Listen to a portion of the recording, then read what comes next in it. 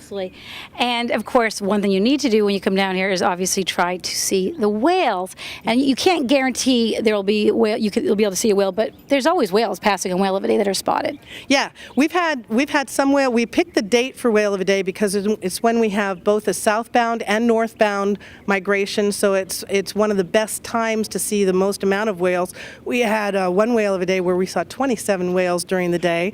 But it's kind of like knowing that birds land in a tree. You know they're in the tree. You can't tell what branch or what time they're going to land. The best thing to do is to bring your food out to the coast area and sit and watch as you're eating. That's what I like to do. And just take your time. And then there's always the whale watchers behind us who are watching, and they have years of experience. And what they will do is when you see all the whale watchers with their binoculars in the same direction, that's where you want to look, because they're watching a whale. In fact, this is a perfect time to take a quick break. The whale watchers, they're out here counting whales with the American Cetacean Society. They've been doing this for years to give us the information we want to know about our whales. And so we're going to take a quick break, and we're going to catch up with one of the whale watchers that's been here for years. And she's going to share with us some of her experiences.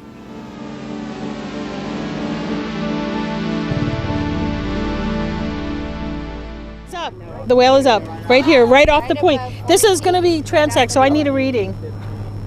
Well, I got here at noon, and there was a whale already on the way, and I saw it probably about 20 minutes ago, and I saw a blow, and I saw a back, and then he kind of disappeared for a few minutes, and he came back, and we saw a blow again and a back, and he fluked once for me. Although they said he was fluking before I got here. So. Cool. I believe it's my 15th or 16th season.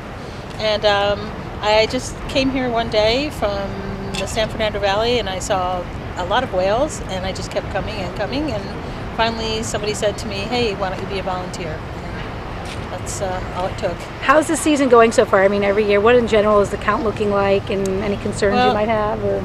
This season kind of started out really slow. I think the counts are still somewhat down.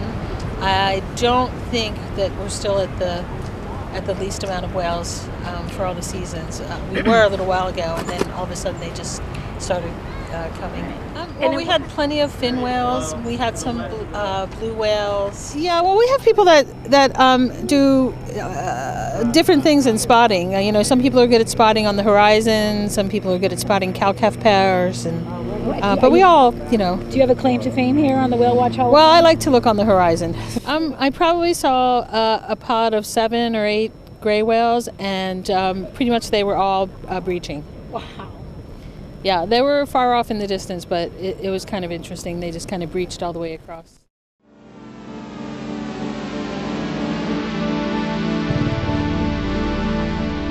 I was talking to the whale counters, and they had all kinds of advice. For one, patience. They said, you need to look for 15 minutes. You can't just look and for 5 minutes. I mean, you could see something, but you need to be patient. And but they all are so dedicated, and the information they're gathering. How important is this information in terms of with the fact that they're counting gray whales, but all whales, right, that come along the coast? Yeah, it actually scientifically is very helpful. They're not the only counters, and their information is added to a large group of information so that it can give a bigger picture of how healthy the ocean is, how well the whales are doing. Sometimes the whales, weather will create it, or incidences that may have happened in the harbor, but sometimes they go back around the back of Catalina and you can't see them, and then the next years they'll be back in, but it does give us a snapshot of what's going on. You said with the gray whale, there's a huge success story there. No pun intended, because they are huge. Yeah, no, they are huge, but it is a large success story. The gray whales were one of the first animals that had been on the endangered species list that was taken off. And what it does, it actually gives me goosebumps when I think about it, because what it does is it shows that we can make a difference. We can make a difference both adversely, but also on the positive side. And so they're off the endangered species list. They are still making a comeback, but the fact that we can see thousands of them go by this specific point is incredible on their migratory journey. Why is this point so unique and just the perfect place to spot these whales? Well, we actually, it's not like they come in closer. To We wave to just, us. they don't come in closer, but we jet out and we kind of meet them on their straight line path. So that's one of the reasons the whole center is here, is because it's just geographically it was so perfect for a whale watch site, and we're lucky to be here. And we are so lucky to have you. You've been here 25 years with this city. You've seen this interpretive center grow. What are the challenges for you in 2010 and your goals here? We're just wanting people to come out and recognize the value of the natural history, the whale migration, the animals in the area. RPV is a huge preservation city. We just acquired 800 and some odd acres. We have almost 5 miles of continuous habitat. We're very ecologically friendly. Yeah, and it's just such a beautiful spot. You know, we always hear everyone refer to this as the jewel of the community. It truly is a jewel. Yes, it is. And we want everyone to come here, not just on Whale of a Day, but every day. And you can not only come here to check out the whales and be educated on marine life, you can shop here, you can have a wedding here, you can do a lot of things here. Yes, you can. We try to be all things to all people within reason. We open the facility for private events after we're done with our museum at 5 o'clock, and so we have the opportunity to have both lectures as well as weddings or parties. And then, of course, we have a gift shop for those of you who want to bring a little bit home with you for your memory here. And but really, it's the scenery, it's the magnificent ocean that we're right up against, and of course the people. Wow.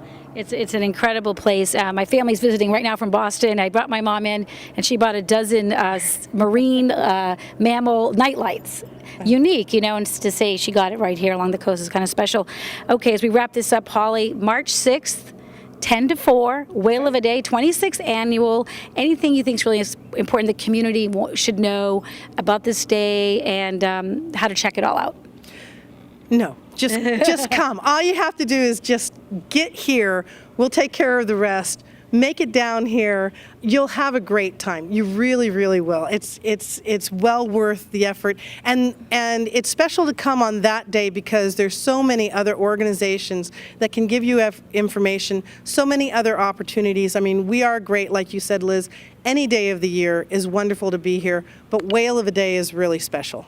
And of course, you have a whaleofaday.com website as well, so people watching can check it out for all the fabulous, fun details. What are you most looking forward to besides that banjo music? No. The people. I like the people. I like watching the kids enjoy themselves, and I love it when the whales go by and people have seen them for the very first time. There's nothing like it. And of course, regular VIPs like John Olguin, will we see him and all of that? Yeah. John Olguin will be here. He was named Man of the Century this year, so in San Pedro, and he really is an icon. If you haven't met John, you really need to see him, especially when he does his little whale dance. He's an incredible person. And then, like I said, we have a lot of youth entertainment coming in, a lot of local, and then the San Pedro High School Marching Band. Cannot say enough about them. They've been with us almost a decade now, and they are just a wonderful group of people. Well, I love this day, and I will be here with my family. Look forward to seeing you with RPV TV. Thanks for all you're doing.